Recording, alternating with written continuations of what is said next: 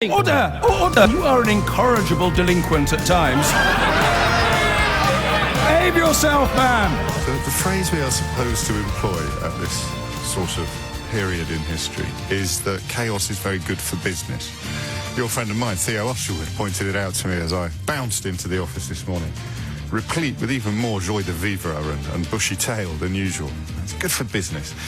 And I guess it is if you're in this business, but it's not good for any other businesses, is it? I don't think. I thought that the circular firing squad, which the Conservative Party has been on an almost inevitable course for since June of 2016, would at least be amusing or diverting or possibly delivering a degree of schadenfreude. But it's not. Politicians about whom I've rarely had a nice word to say will be queuing up to resign because the Prime Minister is a politician about whom they haven't got a nice word to say. Alan Duncan, the first to go, and he, of course, was a Foreign Office Minister when the Foreign Secretary was Boris Johnson. And now that Boris Johnson is set to be Prime Minister, Alan Duncan draws upon his experience, presumably, of being a Foreign Office Minister under Foreign Secretary Boris Johnson and decides that it's time to walk the proverbial plank. It's also worth remembering, because some of us still cling to the notion that normal service may one day be resumed, that Alan Duncan's brief, as of this morning, was responsible for the Americas, Europe and Asia. Now, the Asian part of that bracket was because he was substituting for Mark Field, who remains suspended due to his alleged assault upon a climate change protester. Chaos is good for business. And I've always been a little bit uncomfortable with that line, partly because I'm a bit pompous and I like to sort of say things like, well, it might be good for our business, but it's not good for their business, and our job as journalists is to care about them. Pompous? I don't know. Decent? Both? Neither. And the other element of it is that I like to understand things, you know? It's a curse, I think, in the modern world, certainly in the modern world of Western politics. You don't need to understand things. You celebrate, or you commiserate, or you deny, but you don't actually need to understand. Boris Johnson is going to be Prime Minister. Hurrah! Or boo! What understanding do you need of anything to arrive at those conclusions? You know, even the Groundhog Day line is going to need a little bit of revision, isn't it? Not least because some people are too young to appreciate why we toyed with the idea of starting every programme with the opening bars of I Got You, Babe by Sonny and Cher. Even that doesn't work anymore. Today's Groundhog Day is Boris Johnson claiming that there is a solution to the problem in Ireland, while simultaneously insisting that they can't sign up to a so-called backstop that very simply requires things to stay as they are until that really easy solution is explained and delivered. And you stare and stare and stare at this stuff, expecting something different to emerge, something different to appear. Because there must be something different there. If you've been pointing out, as many people have, for 3 years, 2 years, 18 months, that simple contradiction at the very heart of this policy conundrum is the people who say that it's easy are the same people who say that we can't promise to deliver it.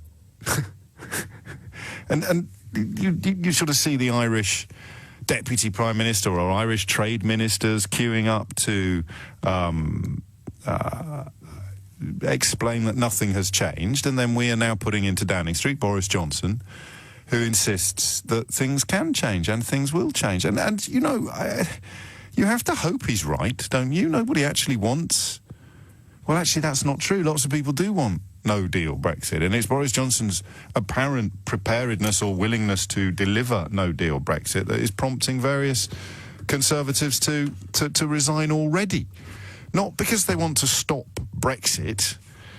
Presumably some of them believed that there was a Brexit deliverable that would be well, you know that Rory Stewart, has he gone yet? He's due to go this morning, I think. He desperately tried to sell that withdrawal agreement, the only really achievable Brexit, as Boris Johnson is probably about to discover, apart from the cliff edge one, and Theresa May got undermined by the so-called ERG. They were the ones that scuppered Brexit. They're now the ones saying that the reason things have all gone so badly is because Theresa May never really believed. But that perhaps is the point of entry. I'm not going to apologise for presuming that Johnson is over the line. The chatter is he's over the line by a country mile. If you were into spread betting and you didn't go huge, the chatter backstage is very much that you probably haven't made much of a killing unless you went huge on the margin of victory. We'll see, but I mean, every single journalist in the business will have to have a dose of salts if he doesn't win it. Alan Duncan in particular has already resigned, and I think others will go today before the result comes out. So we work very much, I think, unapologetically on the premise that the man is over the line. But I think what I'd like to examine first, and as ever on days like today, you can come at this from whatever angle you prefer. But I think what I want to examine today is this notion that this notion of being a true believer, okay? And I think, for the purposes of today's programme at least, we should be looking for light, not heat. Do you agree? Light, not heat today? I mean, we're discussing more or less a fait accompli. We're discussing a visible landscape. We're trying to work out where it might lead, what might happen next, what it all means. So, in terms of things upon which we can all agree, this notion of belief has become crucial. Whether you find my perspective on Brexit pant-wettingly awful, or whether you nod along furiously, like the Churchill dog, every time I open my gob, can we all agree that belief is a crucial element, possibly the most crucial element? The reason why things haven't gone brilliantly well, let's call a spade a spade. The reason why things have gone appallingly so far is all because of a lack of belief from key players. They didn't really believe in Brexit. Priti Patel this weekend even tweeted something about the Prime Minister not believing in Britain. How does that work? If you don't believe in Britain, then where do you live? But I digress slightly. So this notion of belief, Boris Johnson today doubling down on it, arguing something to do with getting men on the moon means that we could also do Brexit. I don't think belief played a big part in the Apollo missions. I mean, certainly the belief that it was achievable, that you could take as, if we're really serious about trying to find things upon which everyone can agree, the belief that it was achievable informed the desires to achieve it, okay? And there might be an argument for saying that some people in government never really believed that Brexit was achievable, but then you need to ask yourself, what does Brexit mean? And if you say Brexit means Brexit, I will punch you. Metaphorically speaking, don't phone the police. Brexit means what? Well, Brexit means something better than what we've currently got. It has to, otherwise the whole exercise is a waste of flipping time. And I think it's fair to say that a lot of people didn't believe that was possible. Why would you have voted Remain, for example, if you really believed that something better than what we'd currently got was possible? So, in the interests... How long is this one going to last? Keith's already started the stopwatch. In the interest of trying to keep things sweet and friendly, belief is actually not quite as bonkers a position as it originally sounds, because if you honestly don't believe that it's possible, then you're not going to approach delivering it with quite the same alacrity and, dare I say, belief than you would if you believe it is possible. I know what you're thinking. You're thinking, well, no one's really claiming that anything's going to be better now. They're preparing themselves to point out the fact that the sun still comes up on November the 1st as proof that a no-deal Brexit was a great idea. They're not really preparing themselves to answer this question, which I've got a feeling I'll be asking a lot in the months to come. What's actually better, though? So we haven't all died does not retrospectively make Brexit a good idea. You know, there's still food on the shelves. We've still got clean drinking water he tried to flog last week as a plus. Those are not reasons that make it retrospectively a good idea. Ah, yes. Well, at least we've still got clean drinking water. Ha ha! But I want something better than what I had before. Is that naive? Is that daft? I mean, I'm making sense, right? We can all agree on that. We're supposed to get better stuff than what we had before. There's supposed to be visible and marked improvements on the so-called status quo. And belief is the thing that you need in order to deliver that. Belief. You've got to believe. So here's the question. And I don't know who's best qualified to answer this. I know, in a rare outbreak of modesty, that I'm not best qualified to answer this because, you know, well, you'll see why. The criticism of Theresa May was that she didn't believe enough, right? 0345 6060 973. I am not here to mount a retrospective defence of Theresa May, but I do think that she was determined to deliver something that could be called Brexit. I really do. That's a debate for another day, or for even perhaps later today. Boris Johnson, I would argue, has never really believed in anything. At this point, and I'm sorry to return to something that you haven't been reminded of for some time, but the day before declaring his support for the Leave campaign, he wrote a column in support of the Remain campaign. And if true belief is the mark of the Brexit success, I just want to process that, because I appreciate lots of people will be delighted with Boris Johnson's ascension to the Premiership. Do you know, Jacob Rees-Mogg said two things today that I agreed with during his conversations with Nick Ferrari. The first was about a sort of intuitive sense that they should have shared the spoils at the end of the Cricket World Cup, because it was so close and ultimately so arbitrary in deciding that there would have been a sort of warm glow surrounding the notion of sharing the spoils. But the other bit was that Boris Johnson has got the job because of his charisma. Now, I don't think Jacob Rees-Mogg was being entirely honest when he claimed that charisma was the most important thing in politics. Again, one reviews one's opinions of these people constantly. I would have thought character used to be what Jacob Rees-Mogg and others would have claimed was most important. It's character, not charisma. Bobby Davro has charisma, but you wouldn't necessarily translate that into a qualification to be Prime Minister. Character is what we were supposed to care about. John Major, very little charisma, turns out quite a lot of character. But charisma is what we've got. And charisma plus belief equals somebody who might be able to sell you a multi-million-pound bridge that doesn't actually exist. But does it really equal someone who can preside over complicated and detailed emergencies? It's a little bit of an exaggeration to suggest we could be at war by the end of the week, but the situation in Iran is very, very serious and escalating. Boris Johnson's one intervention, public intervention into UK-Iranian relations as Foreign Secretary, of course, saw Nazanin Zaghari-Ratcliffe get her sentence increased after the Foreign Secretary's own words were used in court by the Iranian regime to keep a British citizen locked up in an Iranian jail. And these are the things, as I say them to you, that sort of almost make me feel a little bit high, for want of a better word. Because you would have thought, as you said these words, that everybody would not. Surely we used to live in... Didn't we used to live in a country where everyone would nod along with an objective truth? Everyone would go, hang on a minute, the only thing he's ever had to do with Iran saw a British citizen get her sentence increased as a result of his own words being used as evidence in an Iranian court. And now he's going to be Prime Minister at a time when there's a very real chance of America and Iran going toe-to-toe. That should be just terrifying. But not if you think somehow charisma is more important than character, or belief is more important than knowledge, understanding. And it is belief that I'm going to bring you back to. Hit the numbers now, you will get through. 0345 6060 973. How plausible do you think it is that before... Let me just check the date. 22nd. Not the month, all right? But before summer is over, when does summer end, roughly? Sam, what's the rough idea? Summer, end of August? End of August, and when the schools go back, do you think Boris Johnson will have been accused of not being a true believer? Because that's my next prediction. 10:17 is the time. That's his big challenge. When things go a little bit south, when the wheels begin to rattle and possibly fall off, will he be the next one to be accused of not being a true believer?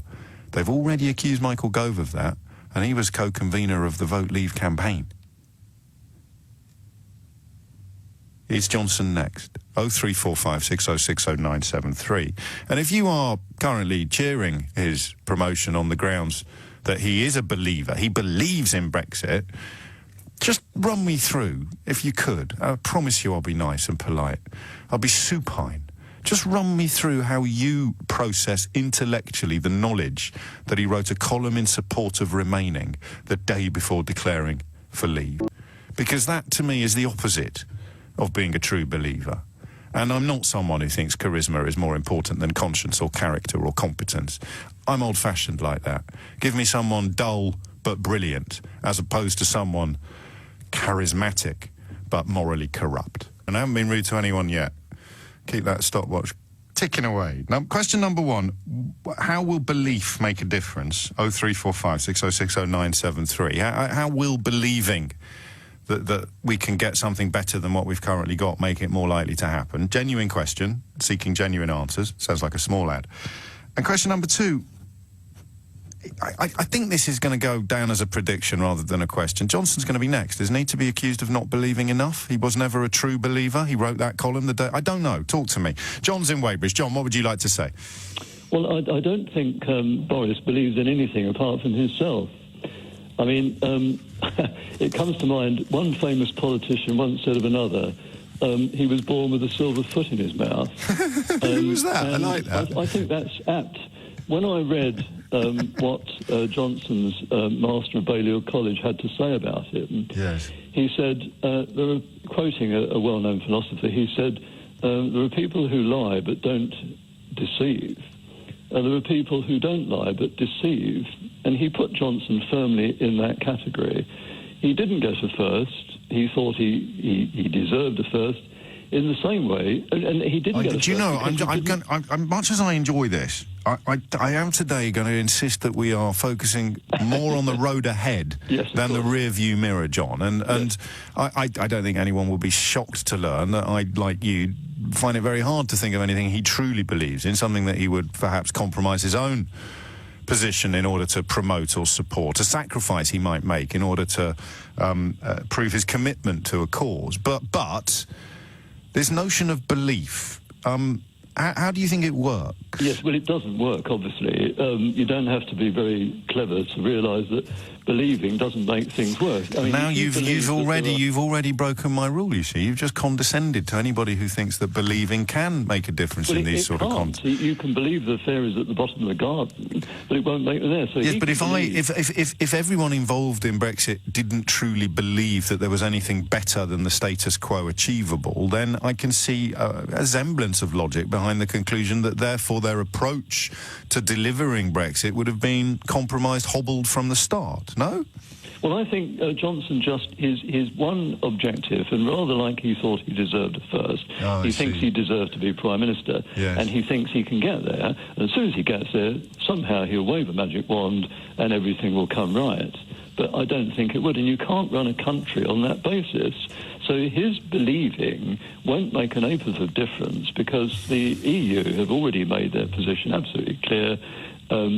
They can't understand why on earth we got rid of Theresa May, because she worked her socks off trying to deliver something that she I'm going to be a little bit... I'm not going to have a hair trigger on this one, but I am going to be very conscious of retrospective rehabilitation of the currently the worst Prime Minister or the second worst Prime Minister in living memory. I accept she's about to be superseded, but no, I don't. I mean, she could have done things a lot better. And in many ways, it was pandering to the people that think belief somehow matters that did for her. You know, the red lines, the ludicrous rhetoric about Brexit means Brexit or no deal being better than a bad deal. It was throwing red meat to the people that turned around and devoured her, that signed her own death warrant, to mix about 1 million different metaphors. Give me a quick prediction then. That's another part of today's programme. Predictions. What happens next? What happens first? How long does he last? Well, I'm not clairvoyant, but it looks as though he's set up to come into number 10. Unless there's some sort of miracle, then it turns to be Mr. Hunt. It looks as though he is set to become Prime Minister. And as somebody remarked on television the other day, he's going to have a very full in-tray on his desk. Yes. Not the least of which, being the fact that the Iranians have snatched one of our tankers. He has to kowtow to the Americans. And I don't think he'll have any problems doing that. It's not taking back decisions, is it? No, but it plays with the true believers. How long before he gets accused of not having been a true believer all along? Well, I think anybody with any sense realises he's not. But I think that what will happen is that he won't be able to deliver Brexit in the way that he's made out. And then everybody's going to say, well, the emperor's got no clothes. You see, I admire your optimism. I've been sitting here for 3 years saying the Emperor's got new clothes, and I can assure you there are still a hell of a lot of people absolutely agog with admiration at the quality of his threads. 26 minutes after 10 is the time. 0345 6060973 is the number that you need. It sounds facetious. I hope you'll give me the benefit of the doubt on this one. I would love to know how belief makes a difference. I've tried to put forward a theory on how it might. I think it works. 0345 6060973. If Sir Edmund Hillary... I sound like Johnson now. If Sir Edmund Hillary had never believed, along with Sherpa Tenzing, that it was possible to get to the top of Mount Everest, then he never would have got there. You're not going to end up there by accident, or you're not going to achieve the summit... My friends, you're not going to achieve the summit if you start off in the foothills believing you're never going to get there. God, it's easy to do this stuff. I can't believe people fall for it. Stephen's in Peterborough. Stephen, what made you pick up the phone? Well, two things. Belief is based actually on the foreseeability that you can actually achieve the prize.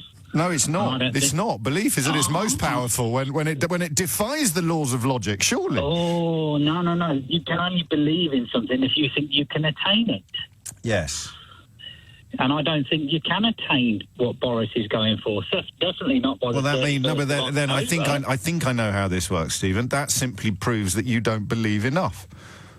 I don't believe enough. Yes. All right. If he'd have set out a plan with a logical system that proved to me that my wife, my family, would be better off leaving the European Union in a logical manner that didn't upset my friends, the Europeans, I would believe. I don't believe that's the case. No. So... There you go. So who does? Everybody who disbelieves is bluster and waffle. I don't know that you're entering into the spirit of positivity that I'm trying to engender on the programme this morning. I'm being very positive because I want to be positive about actually understanding what believing means, and believing means that you can get there. So Sherpa Tenzing knew that he could get to the top. So Edmund Hillary turned around and Edmund Hillary said, yes, I'm with you, Sherpa Tenzing, let's go there. Yes. And they put together a plan that made them get there. Where's that in Brexit? Have we got that Sonny and Cher track ready? Stephen, thank you. 29 minutes after 10 is the time. 0345 6060973. I wonder if excitement is communicable. Is it contagious? Is positivity contagious? People who are delighted. I mean, flipping out, it's going to be a landslide. I appreciate that defeating Jeremy Hunt in a two-horse race it wasn't a two-horse race to start with, but that's how it ended. Not necessarily evidence of epic ability, but still, the scale of the victory is estimated and predicted to be huge. What is it that those people are feeling? The excitement they're feeling. So belief, Boris Johnson and Brexit. The 3 Bs. There you go. It's 10:30. The 3 Bs. Brexit, Boris Johnson and belief. Just triangulate them for me. You see, here is actually... You know how fond I am of nutshells. Here's a nutshell for you. I can't ask this question without sounding like I'm having a pop. So the minute I say, give me a ring and explain how belief can change things with regard to Brexit, I think if you are still a Brexiter, then I've already insulted you. I've already sneered at you or condescended to you, haven't I? Or have I? I don't know. Give me a ring and tell me how belief can change all this. 0345 6060973. Because you'll, I think, agree that that's all we ever hear now, is that people haven't believed enough. But the minute I say, give me a ring and explain how belief can change anything, I think you'll already feel insulted, and yet all I'm doing is asking you to explain your own position, your own belief. And that is, to me at least, a nutshell, although I'm always open to persuasion. 10:34 is the time. Andy is in Glasgow. Andy, what would you like to say? Boris Johnson, belief and Brexit. Knit them all together, and what do you get? Well, I think... nice to speak to you, by the way, James. Likewise. Likewise. I think belief really is a key for the whole thing. I think you've got massive groups of the population who are swept away with belief in a kind of religious fervour. But what do they believe? They believe... I think that's a fascinating question. What do they believe? I think they believe all sorts of different things. And as long as the papers will keep feeding them a line here and there that makes them think they believe in the same thing as everyone else believes in, they'll form one massive Team Brexit. But I suspect Boris Johnson might actually not be nearly as much of a believer as the rest of them are. You know, it's a funny one, isn't it? Because whoever picks up the banner that has Brexit written on it and marches to the front and starts waving it, they automatically lose the support of an awful lot of people who think that the banner isn't pure enough or it's the wrong kind of banner. This is why Brexit means Brexit was probably the most fatuous political statement by a Prime Minister ever. Apart from Neville Chamberlain, I can't think of anything that a Prime Minister has ever said in public as fundamentally fatuous as Brexit means Brexit, because as you've just pointed out, it means a million different things to a million different people. And belief is the only word you can use to kind of temporarily hold them all together. Belief. We all believe in Brexit, and then don't ask any more questions about what kind of Brexit you believe in, what you think Brexit means, what you think Brexit would do. Don't ask any more questions. Just believe. Yeah, it always seems to get people into trouble when they start trying to pin down what they actually mean by Brexit. So what happens to Johnson now, then? He is going to be accused, isn't he, of not... Probably already has been, actually, of not being a true believer. I'm not saying this is a prediction, but I think it's an interesting possibility. Yes. That because Boris is so obsessed with Boris and his power, he might not actually try all that hard to get a no-deal Brexit at all. But he's going to have to go to the people at some point in the probably near future, and goodness knows what happens. If Boris has a power base, if he has a power base where he thinks he can persuade the people that he was on their side, or he can persuade his people that he was on their side but somebody else stopped them doing it, he's going to be like set up for life. He's going to be like Trump. He'll be like bulletproof. And I think that's probably his game plan. Say that last bit again. Well, I mean that if he manages, maybe doesn't achieve no-deal Brexit because it'll be a disaster, but instead makes people believe it was others that stopped him achieving Brexit, then he'll have this. He'll be but surely they'll always... this is the problem with psychology and politics being intermingled so inextricably. There'll still be people there, and Farage will still be there, saying that no, we can have our unicorns, and he's going to be in Johnson's mind all the time. That's the problem, is that the Tory party is being held hostage by Nigel Farage's lies. Mm-hmm. Yeah, and I think that's probably the challenge Boris has got. And belief won't overcome them. Belief will not overcome them. 10:37 is the time. Adam is in Weybridge. Adam, what made you pick up the phone? I want to ask you as to extol the benefits of stay. Being in the European Union at the moment? Yeah. Okay. Do you mind if I get someone else to do it? Yeah, fine. Would Ian Duncan Smith be good? Yeah, that sounds really good. Okay.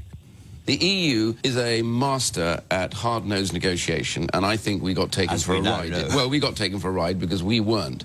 There you go. The EU is a master at hard-nosed negotiation, according to Ian Duncan Smith, who's Boris Johnson's campaign manager. Okay. Hasn't quite gone the way you planned, has it, Adam? James, extol the virtue of stay. I just did. It would be part of a brilliant negotiating team, according to Ian Duncan Smith. You gave me idea. Yes. Extol the virtues. Let's listen to it again. The EU is a master at hard-nosed negotiation. So and I think that's what we need to be. We want to be part of a team that is a master at hard-nosed negotiations. James, what's the problem with that? That's a soundbite. You extol to the nation. I don't need to. Ian Duncan Smith has just explained. No, that's a soundbite. James, play the game. Pardon? Play the game. You know Ian Duncan Smith is an arch leaver, right? So? And he's explaining how brilliant the EU is at negotiations. You explain to your listeners. Oh, okay. All right. We currently have 759 trade deals with approximately 180 different countries. 160, I think. 81 full trade agreements. There's only one...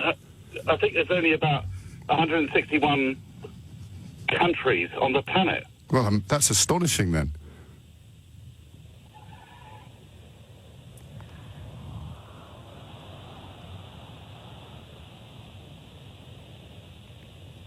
Adam? Yeah. We currently have 81 trade deals. In terms of what you'd call a full free trade agreement, we have 759 trade deals with about 160 countries. I'm not going to quibble with you. I haven't counted all the countries in the world, but if, as you suggest, there are only 161, then you just asked me to extol the benefits of staying. It's hard to think of a more crushing contribution to that conversation than the one that I've just handed to you. No, fair enough.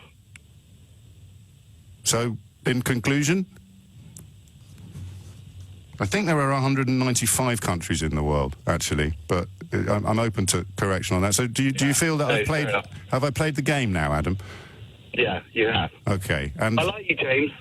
I don't agree with you, this isn't a dating service. Which bit do you not agree with about the 759 trade deals with 160 countries that I just shared with you? I disagree with you, James, because I think that's not what I asked. I asked which bit, which of those numbers do you disagree with? Because that's counting, that's not opinions. No, I don't agree with you.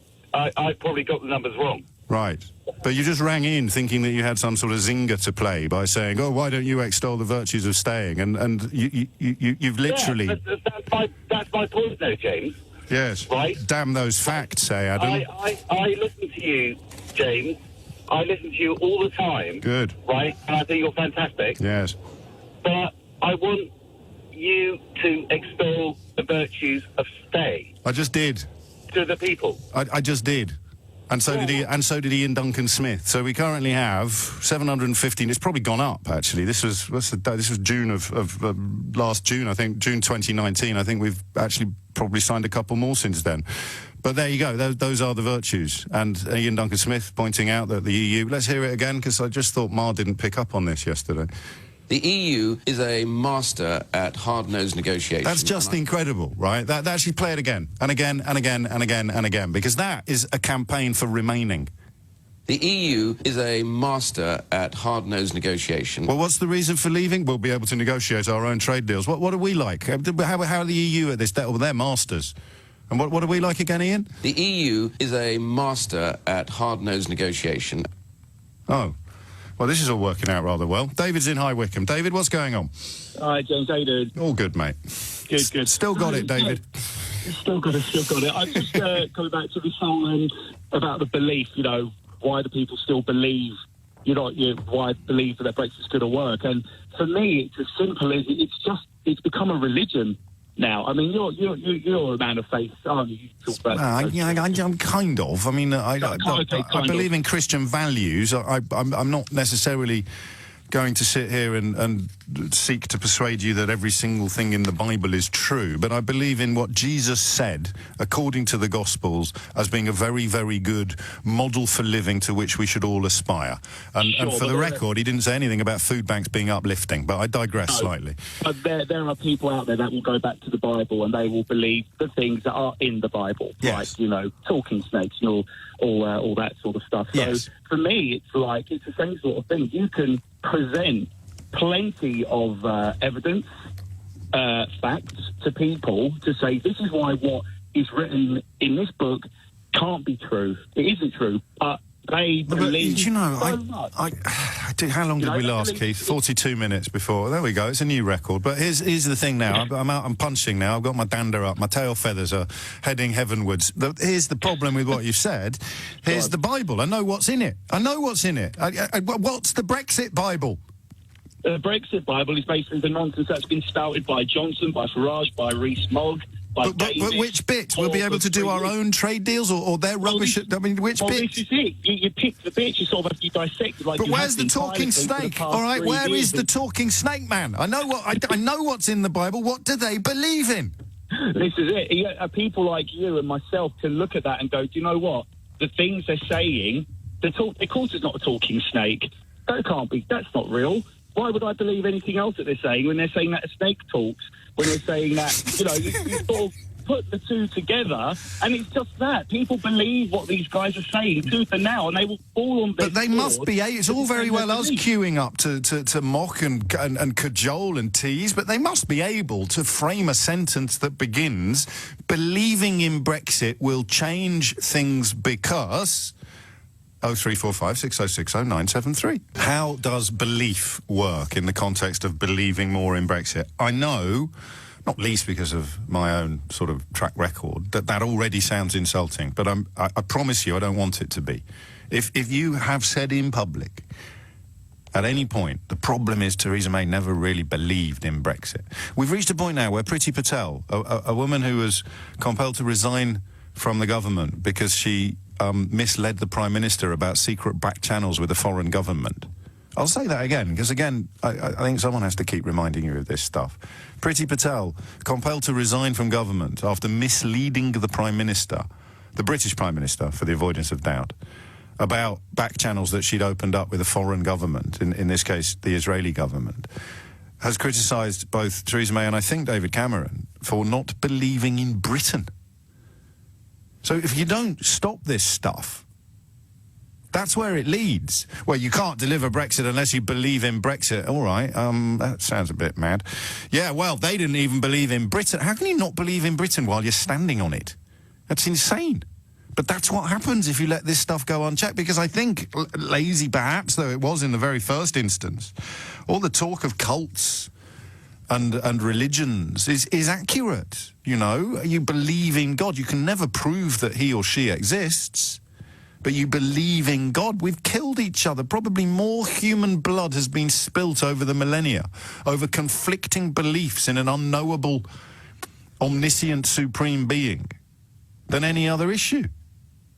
Belief is terrifying and dangerous, but it's also rather beautiful and powerful. So, in the context of Brexit, how will believing change anything? And, given that I personally don't think it will, but I am desperate to be persuaded otherwise, how long before Boris Johnson gets accused of not having believed enough?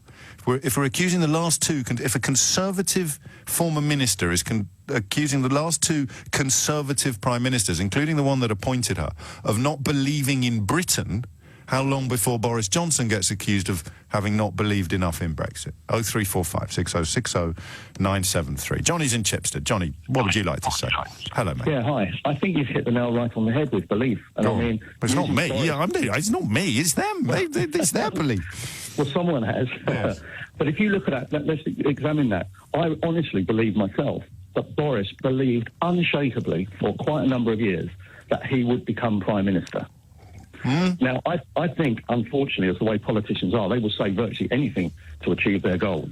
So let's examine that one. He is about to, unless something really surprising happens, to become Prime Minister. Yes. And I think watching him on TV, he absolutely believed he'd be Prime Minister one day. Yes. And he's done it. Yes. Do you know what you make me think of? I make no apology for going off on one here, because I've been talking about the lottery quite a lot lately. I'm not sure why. I hardly ever remember to buy a ticket.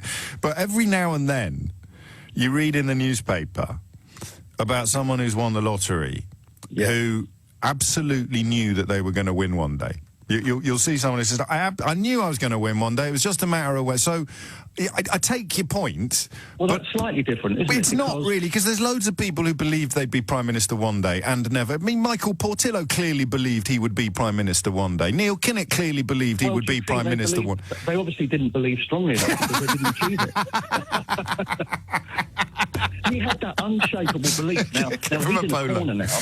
He's in a corner now because he's done certain things, as you've demonstrated. Yes. But you asked another question.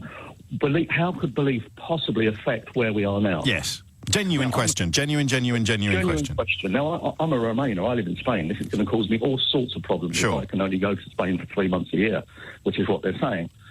But looking at the EU, and you've made that point earlier from that sound clip by IDS. I know, that was yesterday. Why does no one else notice this stuff? Yeah, I mean, that's an unbelievable sound clip, and it says it. If we are to leave... Imagine sorry, I've got a bit of a bee in my bonnet. I'll let you fill your boots, I promise. But imagine if that was a post-match press conference with a football manager, and the England football manager came out and said, well, it turned out the Germans were really good at football. And we weren't. We weren't good enough. We didn't believe enough. There's no belief, inner belief. I'm talking about an unshakable, inner belief. Chelsea winning the Champions League in 2012. We should never have won that. I had an unshakable belief in that team that somehow or other... No, you're not having this. You've gone back to your lottery thing again now. It doesn't work. Everyone who wins, having believed that they were going to win, gets cancelled out by the thousands of people who thought they were going to win and never did, man. But all they have to do is buy a ticket. Yeah, you're right. You only need to prove it once. But can I come back to answering your question? Yes, Let of course you can. I will. About how belief affects it to change. The EU are unbelievable negotiators. Anyone who saw a series of 3 shows on our terrestrial TV about the inside working of the EU, how they negotiate, how they nearly nailed Greece to the wall and came to the rescue at the 11th hour. Yep. With the financial crisis, I don't know if you've seen these 2 shows that I'm talking about. In the financial crisis, how they very nearly nailed the European Central Bank and the banks to the wall and came and did a deal right at the last minute as the whole financial system was about to collapse. It showed how they negotiate. Now, the only way we're going to get a deal is by them absolutely believing we are going to leave with no deal. They want that an awful lot less. It doesn't work. It does, because of the extensions. There weren't any extensions on the Greek debt management. There weren't any extensions on the financial crisis. They didn't publish 80-odd notes a year ago explaining their preparedness for a no-deal Brexit. They hadn't rerouted or recalibrated the whole of the Hook of Holland in preparation for a no-deal Brexit. Mate, they're so much more prepared for it than we are. They are. Absolutely right. Absolutely and they're not sitting there pretending, talking about the Irish backstop the British backstop in Ireland. Simon Coveney yesterday wasn't pretending. He's not got a poker face on. They've shown us their hand, and we're saying we don't believe what we're seeing. Well, have they shown us their hand? Yes. I mean, my belief, my personal belief, rightly or wrongly, is that if we were going to go down the line of no deal, which I don't want either, by the way, but if we're to do that, the only way that we will get a better deal, and that is an absolute rubbish deal that Theresa May has negotiated. So what would be better, just briefly, because I don't want to get bogged down in this. We've had this conversation a million times. What would be better? About that, to be able to be out... Well, listen, I want to stay in the EU. No, I know you do, but from the point of view of people who aren't as bright as you, what would be better? Oh, I've done it, sorry. What would be better? Well, I think at the end of the day, we need to be outside certain parts of the EU. And the key part of that is the judicial system, which I think is a mess. I disagree with you about that. But the withdrawal agreement is only a temporary state of affairs until we fix the problem in Ireland, and after that, we don't have to be under the jurisdiction of any of the European institutions.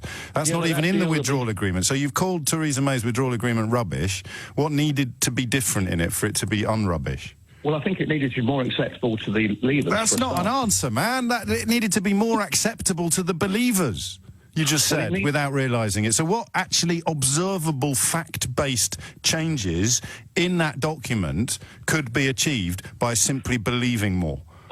Well, I probably don't know enough about the detail to be able to answer that. But you're still on the radio claiming that they won't do this unless they believe that, and it needs to be this, and you used the word rubbish, and you're a Remainer. Who lives in Spain? The reason I'm going down this road is because we've had a democratic vote. We lost it. Our side lost it. No, but again, I completely reject that rhetoric as well. Vote Leave cheated. And nobody voted for no deal. Both sides cheated, without a doubt. Well, then it's even more reason to do it all again then. You're sounding like a very flimsy Remainer. The Remain in Spain falls down mainly when he's playing. Mike's in Beverley. Mike, what would you like to say? Hi, a couple of things about belief. You've killed the religious one totally, so we'll skip that and we'll go on to the sport one and football. And football, belief is an extremely useful thing for a manager. PMA, positive mental attitude. Yes, there is that to it, but if a manager can put forward a strategy and get the team to buy into it and believe in it, he gets an extra mile out of each player, and that team can perform better if he can convince people that that's the right thing to do. But it never changes. It never changes the rules of football, Michael. However much you believe.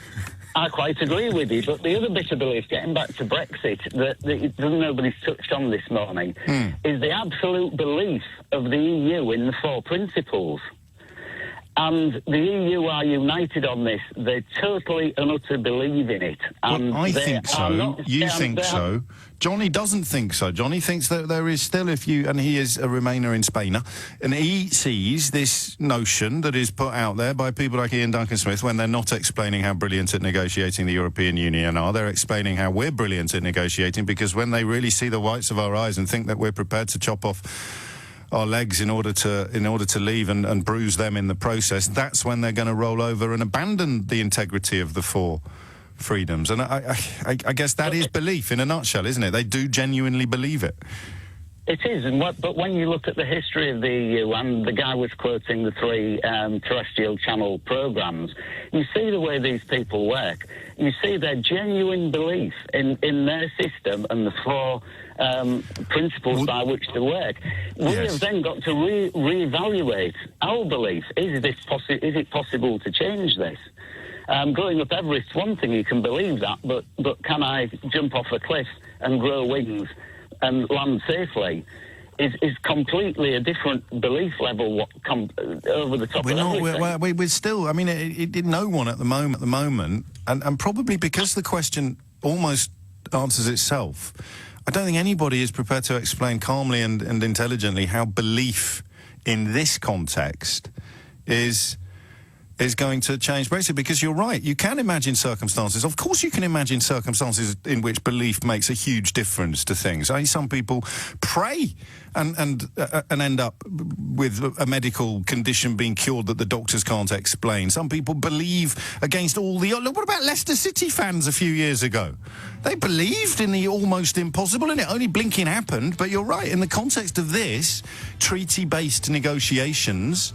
What will believing actually change? And it's significant that nobody's had a crack at answering it from the positive side of the coin. But I'm not going to give up. I never do. Thank you, Michael. 10:59 is the time. 0345 606 0973 is the number that you need. How will believing... Because if you can't answer this, then we've already answered the other question, haven't we? If you can't explain how belief will change Brexit, how Boris Johnson believing in Brexit will change the facts, then it's not going to be long before he's accused of not believing enough. You're listening to James O'Brien on LBC. Foreign Office Minister Alan Duncan has resigned. I think I spoke to him once on the programme. He was quite rude to me. I think, but perfectly understandably, I'd be rude to me as well. I think I used the phrase "the boy's done well" or something like that to describe Boris Johnson or someone? I can't remember. And Alan Duncan was cross. He thought I was being disrespectful. Well, fair enough. You know, I don't really hold much of a torch for these old school Tories, as you know.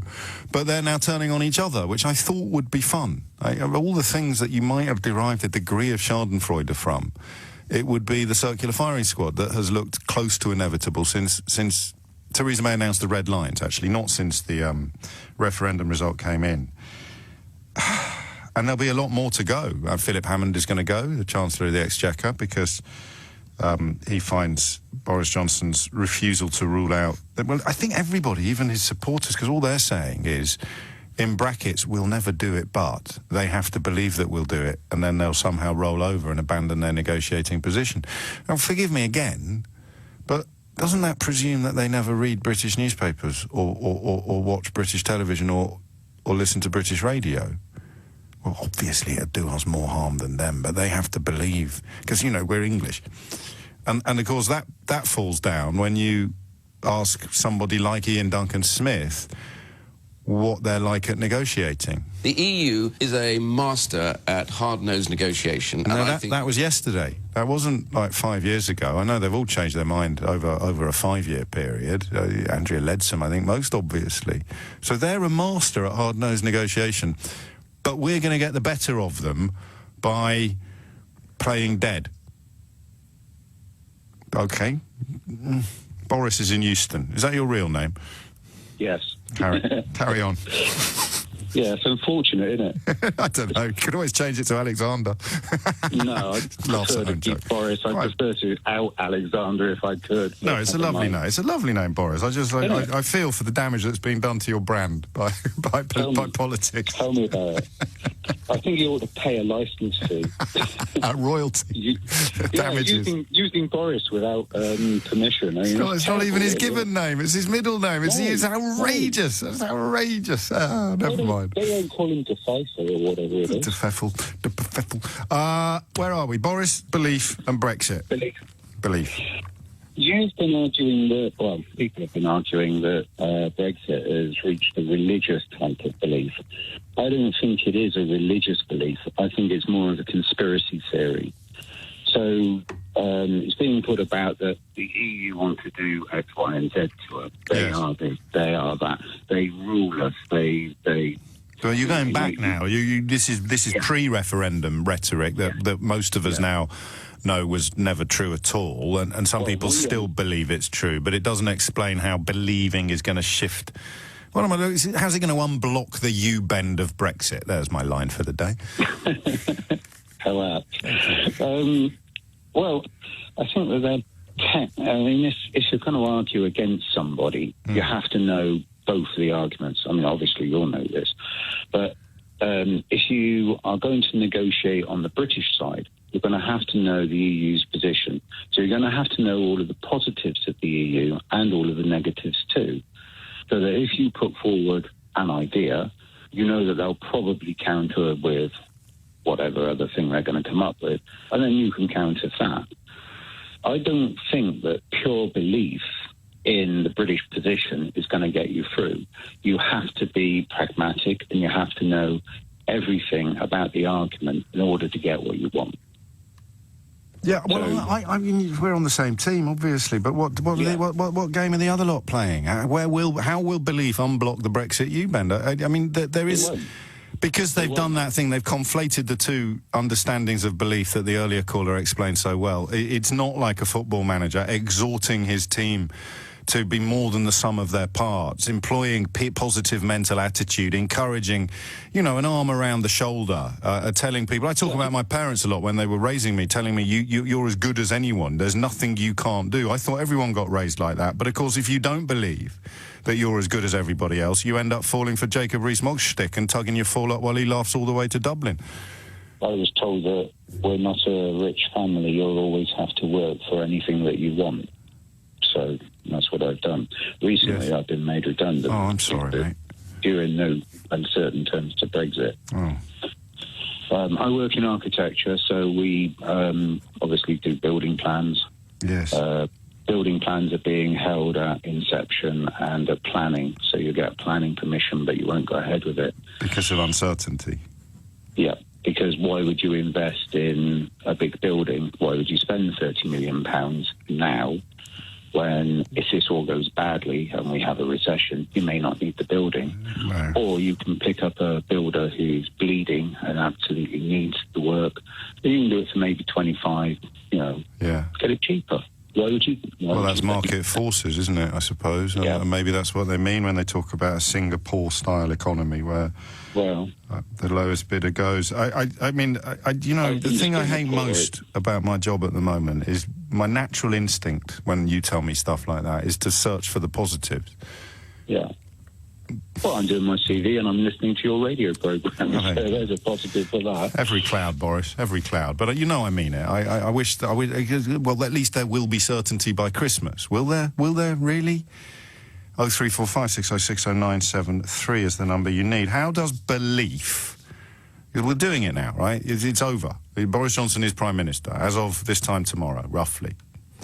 And the reason why he's Prime Minister, I think we could all agree, is that Brexiters, people who voted to leave the European Union in the referendum, feel that Theresa May's premiership and Ollie Robbins' negotiations were hampered by a failure to believe in Brexit enough.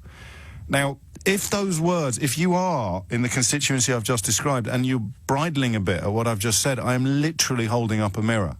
It's what I do. Literally. Well, obviously not literally. But metaphor, how do you know it's not literally? I'm on the radio. I might have an enormous mirror in my head. Oh, my goodness me, look at the size of that zit. No, I'm repeating back to you the words that people have said to me now for the best part of 2 years. Theresa May didn't believe in Brexit. Ollie Robbins didn't believe in Brexit. So we can all agree that Brexit is a blockage. There is a blockage in the U-bend of Brexit. You believe that belief is the plunger. You believe that belief is the shot of hydrochloric acid that will cut through this U-bend blockage like a hot knife through butter, to employ another B. Tell me how. Genuinely, sincerely, and honestly, how does believe break the Brexit blockage? Vishan is in Grays. Vishan, over to you. Hi there. Hello. I think the inherent issue is you're not going to find an answer to your question because of the very definition of belief. It's the idea that you accept something to be true, or you accept something that exists, especially so without evidence or without proof. And what that means for us and what that means for Brexit is that we've been sold on the various different notions that it was going to do this, this and this for us, and we've been sold on that basis without any evidence for it. And even to this day, no politician has presented a clear or coherent plan. But people still choose to believe in it, even when there's evidence to the contrary. That's technically classed as delusion. When evidence is presented to you that states that this is bad for us, or this is going to be bad for us, and you continue to believe in something that, no, it's going to be X, Y, and Z, but there's evidence to the contrary, it is the definition of delusion. Now, the reason we're at that point is because, for whatever reason, people believe Boris is going to deliver Brexit. They can't answer how, or... But this is our problem, you see, because now you're sounding condescending and sneering, even though I don't think you've said anything controversial. People don't want to hear it. You know, he's going to deliver Brexit. He can't tell you how. How dare you point out that he can't tell us how? That's not believing in... here you go. You're not believing enough, are you, when you say that? Now, I would even be persuaded if someone said to me, you know what, he believed in Brexit from the very beginning. Yes. And he's been behind it from the very beginning. Because if you come across an individual that's had a particular belief in something for a very, very long time, they're true to their convictions and their actions and what they say and their rhetoric and how they present themselves, then you might be persuaded, you know what, that individual might pull it off. But you can't even apply that to Boris. Hang on a minute. Just back up a bit, Vishan. How would that apply? So who does believe in it, then? Who you think of someone like Liam Fox? Well, Liam Fox has wobbled, hasn't he? He's kind of... Like, here's a fictional person who really, really believes in it. And ideally, we've never heard of them, because too many people have got fat and famous off the back of pretending that Brexit was a good idea. So how would someone who really, really believed in it have ended up in a different place from where we are now? So here is the distinction. If someone has that level of passion, conviction, and belief in something, or in this case, this fictional person has belief in Brexit, let's say, for example, then the idea that with that conviction, with that belief, they may be able to pursue or negotiate or use... But now you're being delusional. You just used the word delusion to describe the position that you're now describing. But the position that I'm describing is not one that I agree with. This is how I feel the other side is looking at it, that they believe Boris, for whatever reason, has the ability to deliver something, even though there is currently no evidence for it. Yes. That's the only way I can make sense of this. Yes, but now you've added a layer to that contemplation, and that layer is actually, I don't trust Boris, but a fictional leader who really, really did believe it possibly could have unblocked the Brexit U-bend. I would have believed... See, the thing is... Jacob Rees-Mogg. He seems to believe it, doesn't he? Well, I don't know, you've got the Dublin problem. Not a chance. Oh, yeah, no. Yeah, the thing is, I'm trying to understand it, because I said I might be persuaded by an individual like that. Yes. So your faith, you could follow someone who apparently believed it genuinely and didn't write an article the day before declaring for leave, explaining why he decided to back Remain. In everything that they're attempting to do, or their convictions, or their pursuit of that ideal or that outcome or result, they may see opportunities where I don't, because it's not that I don't, it may be I don't believe in it, but they may pursue it with a different conviction than I would. I think that's how people who are believing in Brexit see it. I mean, it's the only way that I can make sense of it. There's one other way. Do you know what's happening next? What's happening next? It's going to be awful. It's going to be awful, but at least it's better than socialism and a one-world government. Thank you for that sigh. It spares me the effort. We're just genuinely, but I'm going to be honest with you, not very successfully, trying to find out how belief might change Brexit. Theresa May didn't believe enough. Her chief negotiator, Ollie Robbins, didn't believe enough.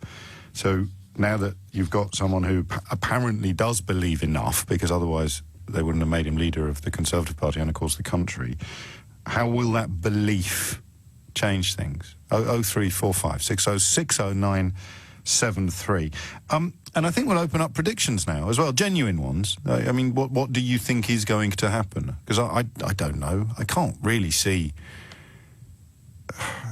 anything calming down in the near to middle distance. Can you? So things sort of... I mean, you're going to have a cavalcade of resignations from government, from Conservatives, all of whom, don't forget, would have been on side when they were campaigning to make Boris Johnson Mayor of London. So it's almost as if, you know, the closer they've got to the reality of Boris Johnson, the more spooked they are by the thought of him becoming Prime Minister. And although personal wealth may play a part in some decisions, I don't think anyone's naive enough to think that you can act on principle without checking that you've got next month's rent covered.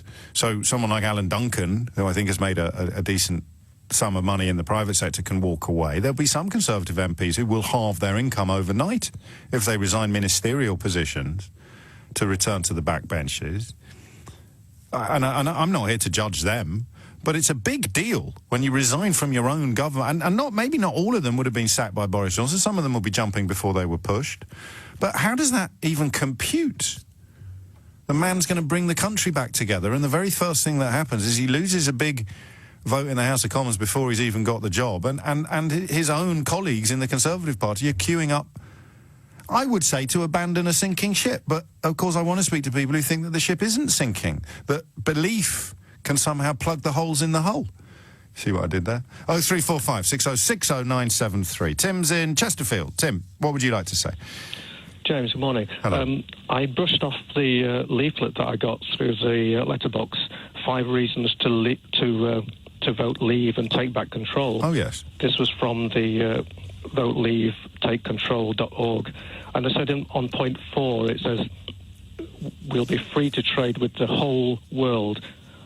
If we vote Leave, we can have a friendlier relationship with the EU based on trade. Yes. I'll say that again. If we vote Leave, we can have a friendlier relationship with the EU based on trade, as well as regain our seat on global bodies like the World Trade Organization. Right. And they're talking about, you know, at the moment, the UK has no trade deals with China, India, and Australia. And they believed that once we leave, China, India, and Australia will be breaking down the door, metaphorically. Let's pause, because I want to kind of credit that position, not treat it, because I'm about to do what I usually do, and I say, well, what on earth can we offer them now that we couldn't offer them then, apart from 450-odd million fewer potential customers? And that's a bit glib, and it's a bit soundbitey. So I think the answer to the question is we can offer them a trade deal that doesn't involve the regulations and protections that are currently in place. I haven't got anything else. Have you?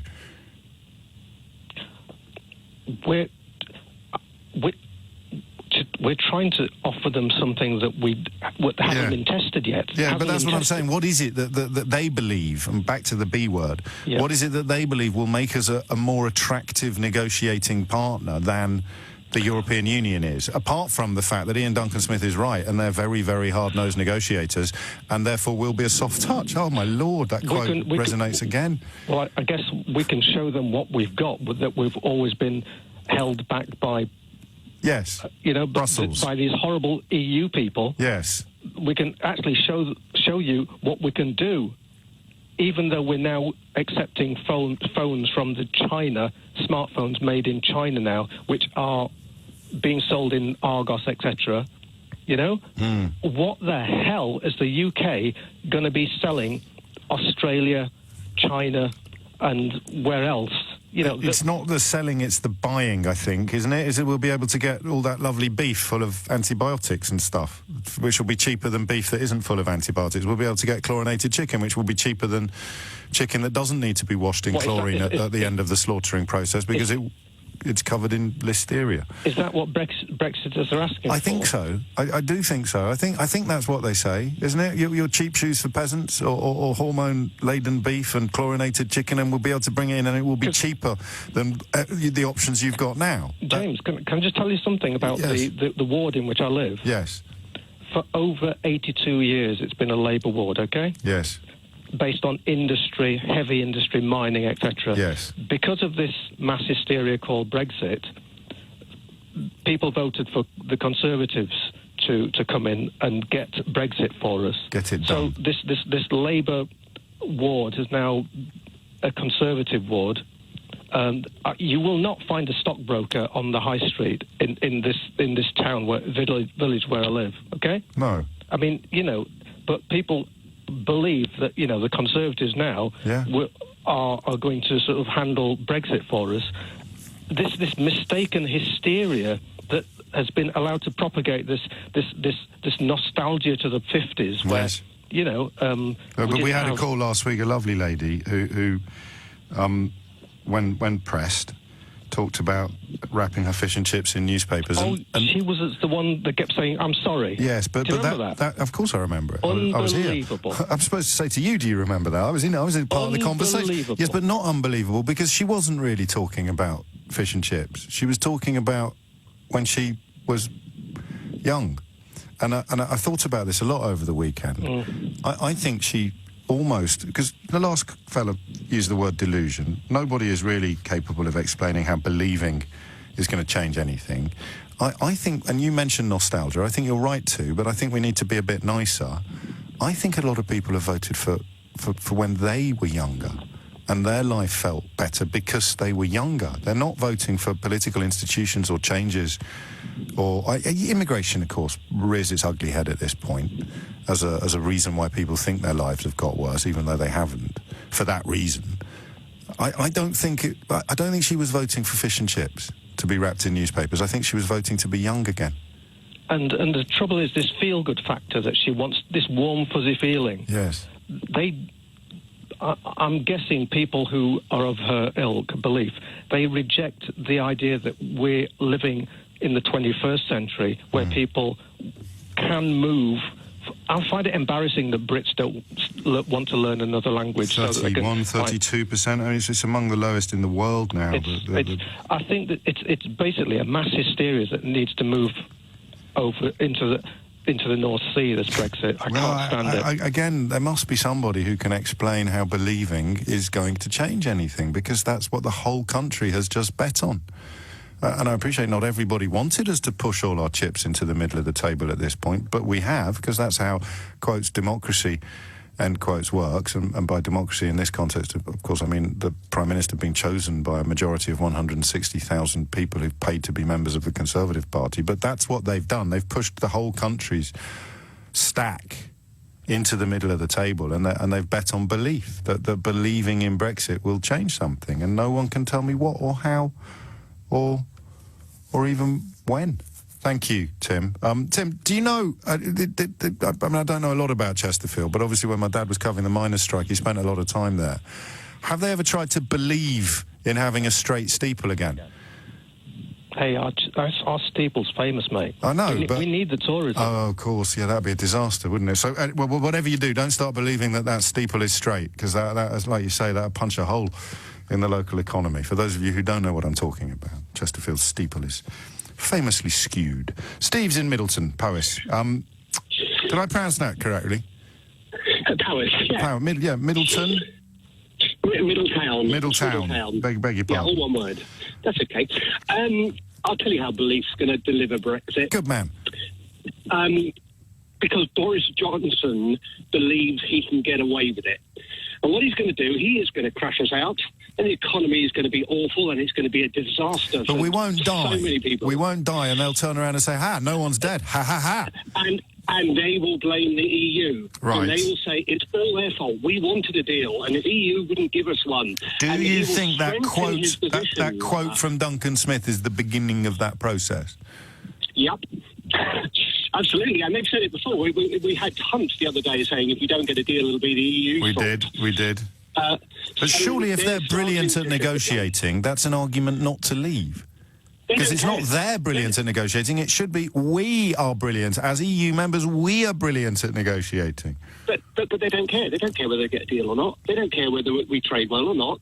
Why not? They will strengthen their position by weakening the country. You ever seen the film V for Vendetta? No, but everyone keeps telling me I should. That's where that mask comes from, isn't it? Yes, it is. And it is. I've read the comic. I have. I've read the. I was about to say the comic book. What's the posh word for comic books? Graphic novel. I've read the graphic novel. Yes. And it's brilliant. It is, and the film's similar. It's not exactly the same, but it's very similar. And the government basically strengthened itself by weakening the country and bringing fear and distrust into it. And that's, I think, the plan. And they believe they can get away with it. I hope they can't. But I believe they can. And then it's all about, as we're beginning to see, you reduce protections, you reduce, they'll call them regulations, and make people think that they've, why would you want a parachute when you jump out of an aeroplane? Pesky EU regulations insisting that you have a parachute when you jump out. I'm not going to let those Nazis tell me what to do with my own aeroplane. I don't want a parachute. I want to jump out of that aeroplane without a parachute. No flipping unelected bureaucrat in Brussels is going to make me carry a parachute, and then we'll all vote not to have parachutes, and it'll be the will of the people. Except for those people who want a parachute, and they will introduce regulations. Well, Jacob Rees-Mogg will open a parachute factory in Dublin. Well, no, they won't give us parachutes, but they will basically introduce regulations to shut the people up who are saying we ought to have parachutes. We need parachutes. Shut up, sit down. How dare you pesky, bemoaning parachute fan.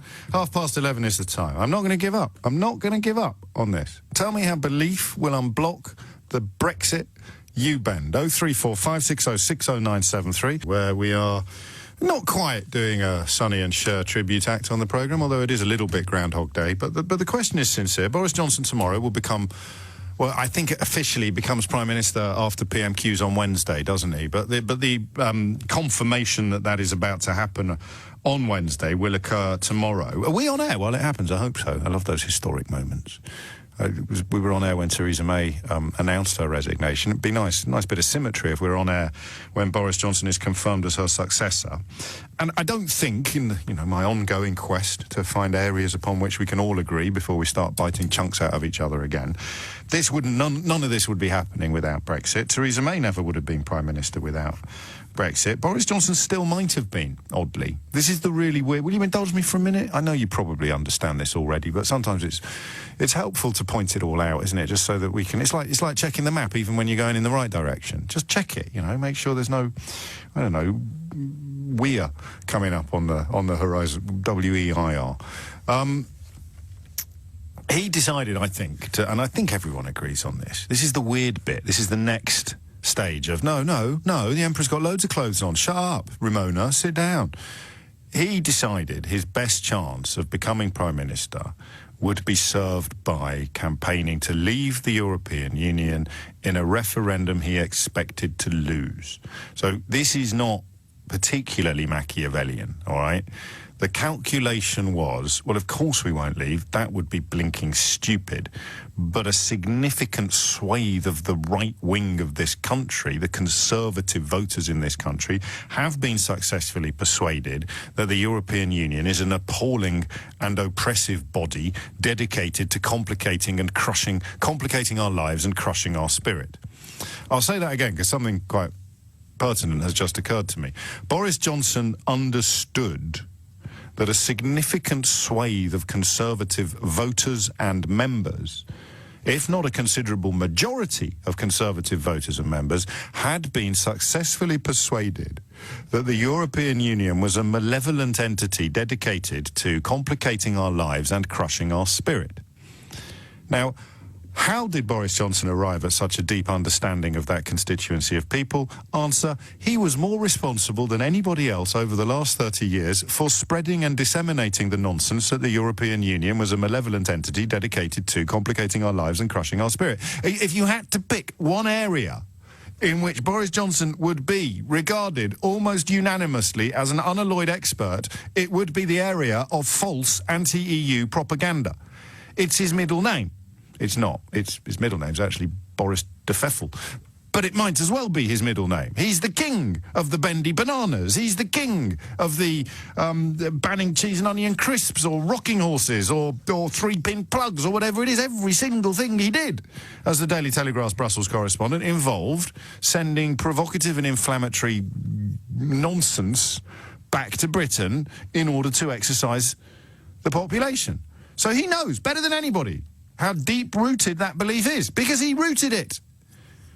Slightly unfortunate turn of phrase there, given who we're discussing. But anyway, his calculation was that when he runs for the leadership of the Conservative Party, the referendum will have put the Brexit question to bed for a while. Maybe not for a generation, but certainly for a couple of parliaments, right? We've had a referendum, we don't need to have another one. But he would not only have inherited, when David Cameron stepped down and Johnson probably ended up in the final two with George Osborne, not only would he have inherited a country that was still in the European Union, but he would also have inherited the mantle of arch-Brexiter, and therefore secured the votes that he would have needed to knock George Osborne into a Jeremy Hunt-shaped hat. Again, I should probably choose my words a little bit more carefully. A slip of the tongue there could have been catastrophic. And there it is. And this is not Machiavellian or even particularly intelligent. It certainly doesn't involve any special acuity on my part. Johnson supported Leave because he thought they'd lose, and he would then go into battle to become Prime Minister with all of the Brexit voters in his back pocket, even though they'd lost. Good old Boris, he did his best. Yeah, it's almost like the definition of an English hero, isn't it? We lost, but we love you. And that's what was supposed to happen. Unfortunately, they won. And nobody could deliver anything that remotely resembled the Brexit that they'd been promised. Boris Johnson understood this as well, which is why he resigned after Chequers. That's why David Davis resigned. Oh, lads, the game's up. Johnson, however, resigned in preparation for becoming Prime Minister, because he couldn't have any fingerprints at all upon the only realistic deal that was achievable, i.e. the withdrawal agreement. He had to be able to stay on the sidelines claiming that we can have our cake and eat it. And the new catchphrase, I can't remember, we must track this actually. When did believe become such a big word in these conversations? Believe, you need to believe. That became the new banner under which they could march. So all the banners that they've marched under have fallen apart under scrutiny. You know that every time you write it down, it falls apart. So we will have our cake and eat it. Yeah, turns out we won't. Need a new banner. No deal is better than a bad deal. It turns out that's probably not true either. We need a new banner. Sunlit uplands? No, that hasn't worked. We need a new banner. The EU will roll over and do what we want because of Prosecco and cars or something? No, that hasn't worked either. We need a new banner. We need a new banner. What's on the new banner? Believe. Believe in Brexit. We've got a new banner, lads. So they've got the new banner now. And Boris Johnson has waved that banner all the way to Downing Street. And what have banners been doing since June of 2016? Allowing people to be excused the difficulty of thinking. So that's the new banner. Believe. And I'm having a look at the banner, just like we looked at the Sunlit Uplands banner, just like we looked at the Have Your Cake and Eat It banner, just like we looked at the They Need Us More Than We Need Them banner, just like we had a proper look at the German car industry won't allow this to happen banner, just like we had a proper look at, oh, they'll blink at the last minute before the extension banner. We've looked at all of the banners under which Brexiters march. And what we've got left now, and I'm not confident enough anymore to say that this will be the final banner, but the current banner, which might be the final banner, it's the banner that's got him into Downing Street, says, believe in Brexit, everything will get better. Believe in Brexit. It's what it says. So let's banner. I've got a feeling it's falling apart already, and he's not even over the threshold of Downing Street yet. You, however, still believe in Brexit. So explain to me, what would happen if I suddenly started believing in Brexit? What facts would change? 03456060973. But I also want predictions. Sorry, phone lines are full. Get rid of any rubbish callers and free up some phone lines for actual, genuine, interesting and sincere predictions, not silly stuff. Edward's in Great Hallwood. Edward, what would you like to say? By the sacred unicorn of blah blah Johnson, you must believe. I do believe. Yes, I believe. good. I've a vision of blah blah. Yes. And his mate from the Bullington, the one that hides in Somerset doing cakes. Yes. I have a vision of, you know, those weird churches in America. The evangelical churches. Yeah, give me money and you'll go to heaven. No, the ones that you see them dancing with rattlesnakes. Oh yes, vaguely. Well, yes. Blah blah and the Basilica of Buncombe will be there dancing with those deadly EU snakes, just to show that their belief is strong. I sense that you're not here to explain to me how belief can unblock the Brexit U-bend, but you're examining... You just must believe. Yeah, you're examining the appeal of believing. I mean, it'd be quite nice to believe that I could dance with rattlesnakes without getting bitten, wouldn't it? I mean, I can see the appeal of believing that. Yes, but if your belief is not strong enough, you get bit on the lip. Well, in blah blah's case, you'll be bit on the backside. What? Is there any way we're wrong? Well, if Boris Johnson told me it was raining, I'd walk. No, and I know that, but you know, lots of people, you know, people that still think it's a good idea. They're not evil. They're not nasty. They're not dishonest necessarily. They might be a bit deluded, but I'd rather. I mean, surely we should all hope that they're right and we're wrong now. No. Well, I just haven't got enough belief. How does belief change anything? Well, if you believe so much, you'll win the lottery. But you know, I did mention earlier, every now and then I notice someone who's won the lottery who says he knew he was going to win, and he thinks that the fact that he's won the lottery means that he did have some sort of intuitive understanding of the fact that he would one day win it. They don't win the lottery and then go, God, I can't believe I ever thought I was going to win this. I must have been really dumb. They win the lottery and go, ha ha! That proves that not only am I a multi-millionaire several times over, I'm also possessed of some form of clairvoyancy. They don't go, everyone who buys a ticket. No, stop it now. I've had enough of your puns. You're not playing the game, as that earlier caller would say. In fact, speaking of that earlier caller, let's just have a quick word with Ian Duncan-Smith about why things have gone so badly. The EU is a master at hard-nosed negotiation, and I think we got taken for a ride. Well, we got taken for a ride because we weren't. I think I owe Andrew Marr an apology there. When he said, I missed that yesterday, because he says in the background, as we now know. Unfortunate use of we. Anybody who'd followed such matters could have pointed out prior to the referendum result that we were really, really good at... Actually, that we, sorry, I withdraw my apology to Andrew Marr. That we is crucial. We were the we. We were the we. That we was we. Us was we. The EU... We were really, really good at hard-nosed negotiations. Quite a lot of the EU's top negotiators historically have been British, but that's by the by. It's a union. So the union of which we were part are really good at this sort of stuff. And there is Ian Duncan-Smith, who remains committed to the Brexit cause, explaining that we were actually rubbish at it all along. That would be we as not members of the EU. So as members of the EU, we were part of a brilliant, hard-nosed negotiating body. As seeking to cease to be members of the EU, we were bobbins. Taylor points out, everyone who does the lottery believes they will win it one day, otherwise they wouldn't play. I'm sure that there are more people who believe they would win but didn't than those who have. That's kind of what I was trying to say, Tails. But the fact that you felt compelled to send in a tweet explaining what I thought I had successfully said suggests that I hadn't said it quite as successfully as I thought I had. So I'm very grateful to you for that rather pithier and neater explanation of what I was trying to convey. Every now and then, someone wins the lottery, and they turn around and say, I knew I was going to win this one day.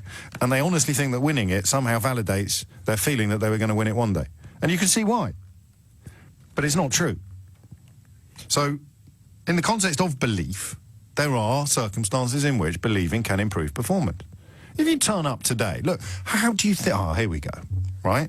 When people phone me on the programme, they believe they're going to get the better of me, right? If they didn't believe that, they'd never ring in. It doesn't mean they will. You see? So, even in some contexts, you could argue that the greater the belief, the more fun it is to get them on air as quickly as possible.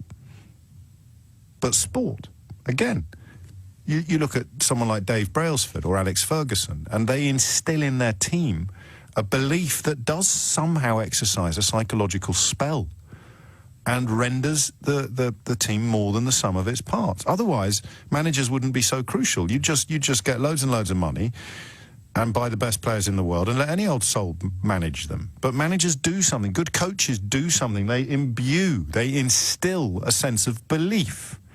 And I think, in the absence of any other explanation, that's what believing in Brexit means. It means that if we really believe that we can...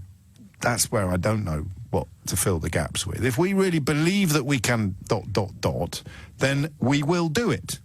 So, question is, what is it? 0345 6060 973. And if you think my analysis of Brexit believing is unfair, tell me what it is you believe in and how Boris Johnson's arrival in Downing Street is more likely to make those beliefs come true, as it were. Tim's in Stepney Green. Tim, what would you like to say? Good morning, James. Very nervous, first-time caller. Don't be, it's only me. It's only me. James, the guy, Boris Johnson, has no belief whatsoever. What he's depending on these cabinet ministers resigning, as they are doing, and he's going to surround himself like the Jacob Rees-Moggs and hope that they'll put him through, which we know is not going to happen. And another thing as well, James, just quickly. Yes. That email that was leaked from the American ambassador, or from the British ambassador to America over here, that in effect indirectly would apply to Johnson as well, if you look at the wording. Well, the incompetence and the... He's not... I don't buy the... Johnson is the British Trump line quite, but in terms of perhaps some of the adjectives employed in that leaked letter, I can see where you're coming from. Well, I mean, can you conceive of circumstances in which you're wrong? I mean, is there something you could say, oh, well, crikey, I never thought that was coming. I never thought... Because this is the massive problem with being rational, is that you want to be wrong. You want to think, well, actually, maybe the EU will compromise on the four freedoms. Maybe the EU will throw Ireland under a bus. Maybe the technology that no one's been able to describe will suddenly appear at the last minute. And those all sound a bit insincere on my part, but I genuinely would rather now come up with a scenario that doesn't involve waving fish around and telling lies about ice pillows. Well, can you think that you might be wrong? Oh, no, 100%, James, I agree with you. Yeah. And for people to believe and hang on to every word that the likes of Johnson says, and for us... but they don't, Tim. They don't hang on to every word that they say. They because they say the polar opposite a week later of what they said last week. That's the amazing thing, and that's where it becomes belief. Here are some facts. Here is a U-turn. Here is a reverse ferret. Here is Farage claiming we could be like Norway or Switzerland, and now claiming that he was somehow in favour of no deal all along. Here's Ian Duncan-Smith saying that we'd knock him into a cocked hat because we're so brilliant at negotiating. Here he is saying that actually turns out we're rubbish and they're brilliant. So they don't hang on every word. They hang on every word for a couple of minutes. You're correct, but their fan base will switch with them. You're right. They contradict themselves week in, week out, and their fan base will follow them. And I got one more thing to say, James. Go on. Well, there's three things in this world you can never hide. Go on. The sun, the moon, and the truth. When Johnson goes into office, I think Johnson will be more exposed and the truth will be more exposed. Unfortunately, you're wrong. You can hide the truth. You just have a little look at North Korea. Well, you can try and bluff your way through. Well, you can bluff your way through it. No, there are people in... No, look, it's all well, Tim. I like the line, and you and I think, worship at a similar altar. But the bottom line is, once people stop trusting the evidence of their own eyes and ears, you can hide the truth. That is the whole point of a totalitarian regime. It's the whole point, ultimately, of George Orwell's 1984, from which I'm now liberally quoting. It's my favourite quote at the moment. The party told them not to trust the evidence of their own eyes and ears. It was their final, most terrible command. Where are we now? We're about to hear from Theo Osherwood, I'm delighted to say. Where should we start? Charlie Elphicke, the MP for Dover? Yes, breaking news. He's going to appear at Westminster Magistrates on September the 6th after the Crown Prosecution Service said today that he'd been charged with 3 charges of sexual assault against 2 women. The CPS said in a statement that it made the decision to charge Mr. Elphicke after reviewing a file of evidence from the Metropolitan Police. You'll remember that Mr. Elphicke had the whip restored back in December. Just before a crucial Brexit Just before a crucial Brexit vote. So he is a Conservative MP. He lost the whip. And the rule of law must be allowed to unfold. If that were to end badly, from Mr. Elphick's point of view, the majority that Boris Johnson has in the House becomes 1, potentially. 2. If that's after Bracken and Radnor. Right. I'm working on there's some different sums about. Oh, okay. So at the moment, I'm working on the assumption, like many others, that Boris Johnson will inherit a majority of 4. Right. Bracken and Radnor takes that down to 3. And that depending, could then become 2, potentially, but we shall have to wait for the law to run its course. And then we have Downing Street's response to what's happened in Iran and the seizing of the Stena Imperio on Friday. Theresa May, the Prime Minister, chairing a COBRA that's the emergency crises meeting this morning with the Foreign Secretary, Defence Secretary, Transport Secretary, amongst others, to see what protections can be put in place. There have, we've been told, been conversations with the United States about trying to protect ships in the Strait of Hormuz. HMS Montrose will be heading to the region shortly, we understand from the spokesman. And the spokesman goes on to say that they've raised the security level for UK shipping to advise that they stay out of the area. The ship was seized under false and illegal pretenses, and the Iranians should release it and its crew immediately. We've also had Sir Alan Duncan, who, of course, was filling in for Mark Field. Yes. In covering... Mark Field, of course, suspended from ministerial office as the allegation that he assaulted that climate change protester. But she doesn't want to press charges, I understood. Yes, but Mark Field, there's still a vacancy there. So Alan Duncan now reduces the number of Foreign Office ministers again, because he's resigned. Only for, 48 saying that he couldn't serve under Boris Johnson. And this is someone who served under Foreign Secretary Boris Johnson. Yes. Make of that what you will. Prime Minister, all we have from is it possible he doesn't believe enough in Boris Johnson's probity and competence? He accused Boris Johnson, when Sir Kim Darroch resigned, of throwing Sir Kim, the UK ambassador to Washington, under the bus. That story developed a bit at the weekend, didn't it? With a 19-year-old... Steve Edgington. Who is worked for the Brexit Party during the European elections as their chief digital strategist. Right. But he is keen to be a journalist. He stumbled across the scoop of his life and gave it to somebody else and didn't want a byline on it. Yes, that one. Give it to Isabel Oakeshott. Personally plausible. Who put the story in the Mail on Sunday. Right. You've done that, presumably, with all your big stories over the years. You've been desperate to keep your name off them. Yes. No, I've never said, oh, there you go, Matthew Thompson. You take that one. There you go, Rachel. You go and tell James about this astonishing story that I've just unearthed due to my huge skills and contact base. We're working on it now. No, sorry, guys. No more resignations today? I was led to understand this morning that we might see some more, but no more at the moment. The big event is coming up later when we have Foreign Secretary Jeremy Hunt in the House of Commons giving a statement to MPs following that COBRA meeting. And we're also going to get an interesting statement from the Culture Secretary, Jeremy Wright, on 5G rollout. No, you make that nose, but of course... I told you to stop doing red button commentary. Sorry. If you start describing every face I pull in the studio, could do the same to we'll me. never have... A, I could do the same to you, and B, we'd never have time for anything else. Okay, sorry. That's all right. It relates to Huawei, the Chinese company, and their the plans to integrate their technology into infrastructure for 5G. It was just Theresa May. Yes, and that will be interesting. You're right. We'll see which way we leap. To clarify, I think that Charlie Elphick had the whip restored for a no confidence motion in Theresa May. I misspoke there, not you, because you merely nodded along with me. But it wasn't a Brexit vote. I Am Incorrigible is a bit of a pedant, but he is of value, and he points out that the vote was a Tory no confidence motion. That was the no confidence motion, wasn't it, in December, where Jeremy Corbyn said he was going to table a motion of no confidence in the Prime Minister, and Theresa May said, I'm not going to grant you that, I'll take a motion of no confidence in the government. Yes. And then, of course, it dissipated. So, shenanigans and confusion And Boris Johnson, is there even the vaguest chance Jeremy Hunt might win? No. Alan Duncan would be feeling a bit silly if that were to happen. So the information someone like Alan Duncan is receiving from people who will be very, very close to the facts is he's way over the line. Way over the line. And yet no one can explain how believing in Brexit will change any of the facts. No. I watched that podcast you did with Rory Stewart, which was did you? Very interesting. And you asked him how dangerous he thought Boris Johnson was, and he said he didn't think he was dangerous as a person, but the idea of not having a plan.